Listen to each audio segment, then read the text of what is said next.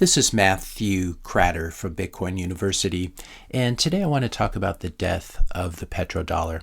Now, this is something that I've been talking about on this channel for some time if you go back and do a search, but I'm talking about it today because there's been a lot of talk about the Saudis ending their 50-year U.S. oil deal on June 9th, 2024. Saudi Arabia ended its 50-year agreement with the United States to sell oil exclusively in U.S. dollars, known as the petrodollar agreement. Now, the ending of this agreement was really more of a formality than anything else, since this agreement has been fraying at the edges for some years. We can see here news stories from a couple years ago. Yuan jumps after a report on Saudis weighing its use in oil deals, in other words, selling oil to the Chinese for yuan instead of US dollars. And then this actually happened in October of 2023. Digital yuan completes first cross-border oil deal. So this has already been happening leading up to the June ending of this agreement. I think the history of this is very important to understand and will shed light on a lot of geopolitical and economic events that have happened over the past 40 years. So the brief history of this is that Nixon officially takes the U.S. off of the gold standard in 1971. At this point, U.S. dollars are no longer redeemable for physical gold, and this marks the official beginning, as we've talked about a lot on this channel, of the fiat money era, where money is no longer backed by any precious metals or really any commodity in terms of redeemability. Now, at about the same time, U.S. domestic oil production peaked roughly 1970. And so this is the problem the U.S. had. The U.S. needed a way of forcing people to use and hold U.S. dollars, even though they were no longer backed by gold. The U.S. also needed to start importing more crude oil to make up for the peaking of domestic oil production.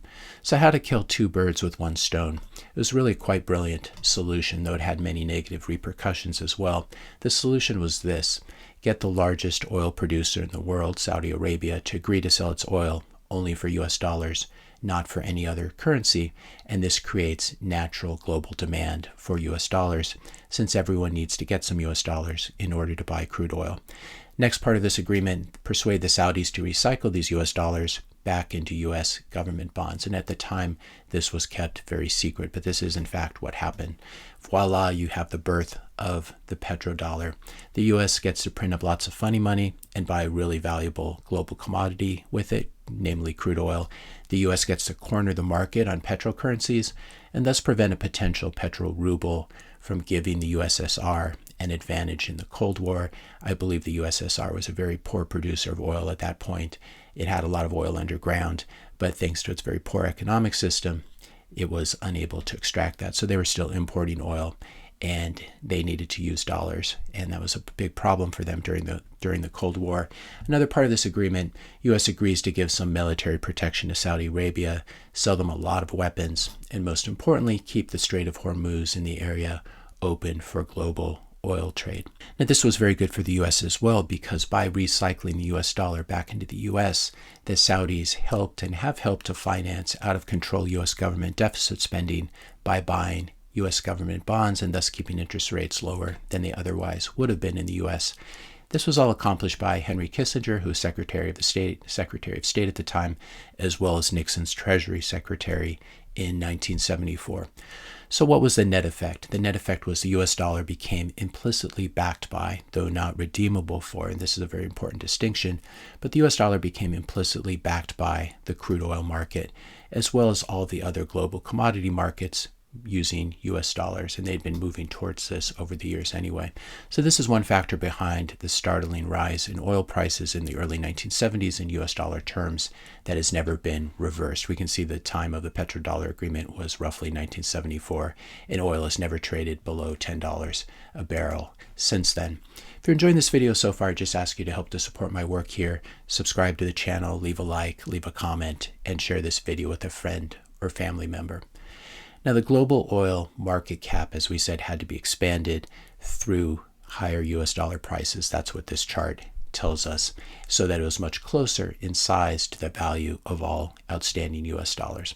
Another effect of this policy, nation states and central banks needed to hold a lot of U.S. treasuries, whether T-bills or T-notes or T-bonds, as a way of making sure that they had a lot of U.S. dollars in case they ever needed to buy oil, because you cannot buy oil unless you had U.S. dollars. So you better make sure you have a stockpile, not just of oil, but of U.S. dollars as well.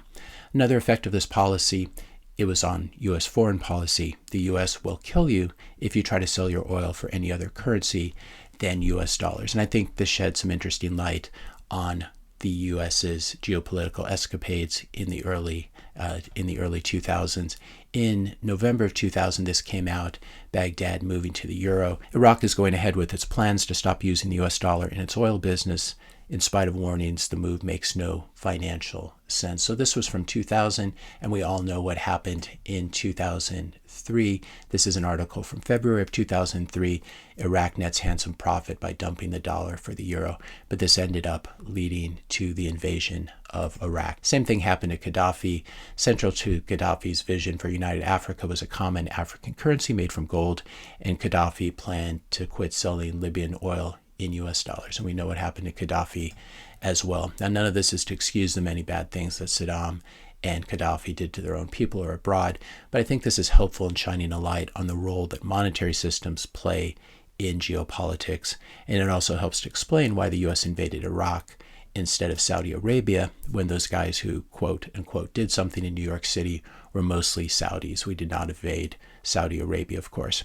Now, some countries, unlike Iraq and Libya, have proven, quote unquote, too big to bomb, although, of course, proxy wars are always an option. We have the petrodollar agreement frame in this sense, where China defied sanctions to make Russia its largest oil supplier in 2023. And it's unclear how much of this was paid for using gold, US dollars, or yuan. But this is something that they have been expanding. Russia, China interested in expanding oil, gas trade. Putin says this was from May of 2024. So where does the end of the petrodollar standard leave us? What it means is increasingly less global demand for US dollars, especially from major players like China and Russia. They can trade with each other. China can send goods from its factories to Russia. Russia can send them energy in the form of crude oil in exchange, and they don't need to touch US dollars if they don't want to. So less global demand for US dollars means fewer nation-state buyers of US Treasuries, since they're no longer as reliant on the US dollar for global commodity trade. And sanctions over the past few years against Russia only accelerated this trend. Why would you ever want to hold US Treasuries or US dollars if the US could freeze them whenever they got mad at you? Fewer nation-state buyers of treasuries combined with large U.S. budget deficits has meant and will continue to mean that the Fed needs to print up a shit ton of new U.S. dollars to use to buy these treasuries as the buyer of last resorts if they don't want U.S. interest rates, especially at the long end, to skyrocket. More money printing obviously means a huge pump for Bitcoin. Now, another very important piece of U.S. dollar hegemony, which I haven't really talked about in this video, has also been the willingness of China to recycle their US dollars, which they earn by being the world's factory, as we said, recycling these US dollars back into US treasuries. So we have the OPEC nations recycling their petrodollars back in US treasuries. The other piece of the US dollar hegemony system is the Asian countries, the East Asian countries like China and Japan, recycling their trade surpluses back in U.S. treasuries. And China's been doing this really ever since they were admitted to the World Trade Organization, the WTO, in 2001. Now, China's purchasing of treasuries peaked around 2013 and has been declining ever since, thus necessitating more purchases of treasuries by the Fed to make up for this China shortfall. China has been using its trade surpluses instead of buying U.S. treasuries. Instead, it's been buying raw commodities and infrastructure all over the world as part of its Belt and Road Initiative. And this is especially interesting when we realize that the peak in Chinese treasury holdings corresponded with roughly the launch of the Belt and Road Initiative, which is where they're trying to expand Chinese influence by buying infrastructure all over the world, in South America, in Africa, in Asia, etc. So in other words, buying infrastructure and commodities instead of buying U.S. treasuries. We can see here China's holdings of U.S. treasuries from 2000 to 2024, and it peaked roughly, call it 2011, 2013, their holdings. And they've, especially since over the past 4 years, have been reducing their holdings. So I think what's really happening here is we're transitioning from a global petrodollar / U.S. treasury / U.S. dollar standard to a Bitcoin standard. I think this is actually what's really happening. And I think it's a very good thing because Bitcoin is it's a much more just and fair monetary system. It's free from the exorbitant privilege, to use Charles de Gaulle's words, of being able to print up money for free and use it to acquire natural resources. Shiny yellow rocks, dinosaur juice are also not the best ways to run a global reserve currency in the digital age. BRICS countries that are going the shiny yellow rock route, as we've talked about on this channel, will fail. The gold standard has already been tried and found wanting. Gold has very poor portability. It's expensive to store. It's expensive to verify or assay. But wait, people will ask at this point, aren't central banks accumulating a lot of gold worldwide? Yes, they are, just as they were loading up on treasuries for a few decades as well. And you have to ask yourself, how well did that turn out as an investment? Central banks are actually terrible capital allocators, but that's okay because they're playing a different game. They're playing the game of geopolitical mandates, not profit mandates. So it's probably not a good idea to ape into gold, into physical gold, along with the central banks.